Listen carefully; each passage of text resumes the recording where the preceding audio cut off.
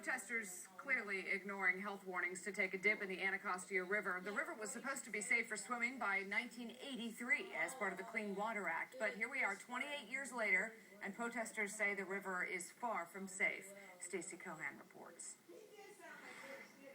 The name Anacostia is derived from the Indian word Anaquash, meaning village center. And on this glorious summer day, it certainly draws attention of families and waterfowl alike. But it is the tragic lack of attention that draws a crowd of environmentalists and politicians. We all believe that it's a national disgrace that 28 years after the Clean Water Act demanded and said in the law that the waters of the United States should be fishable and swimmable, we're nowhere close.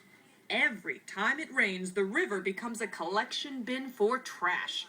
But what's worse is what's unseen. An incredible array of over 100 toxic chemicals, including pesticides, that have so thoroughly polluted the water, people are urged to avoid getting it in their mouth, ears, or even in the slightest cut. Which brings us to this. Passionate politicians and activists dressing in hazmat suits to wade into the polluted river. It's refreshing, but on the top, it's disgusting. Mayor Vernon Archer of Riverdale Park bravely shuns the safe suit for a business suit. I mean business. It's time for us to take serious action and try to get this place cleaned up. Whatever happens on the land ends up in the water.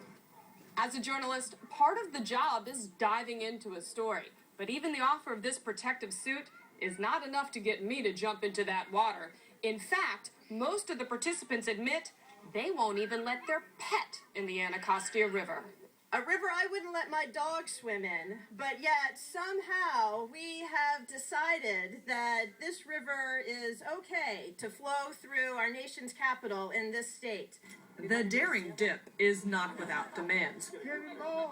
This group wants tougher enforcement of existing environmental laws and stricter rules on development in the watershed.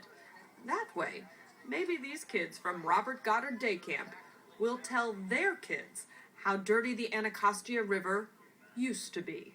I want the river to be clean so we can have a healthy America and keep it clean. You think by the time you grow up, this river will be safe enough for you to swim in? I really do hope. Stacey Cohan, Fox 5 News. Turns out you don't even need a proper ID or even a current boarding pass to get through airport security. You have to hear how one man breached security.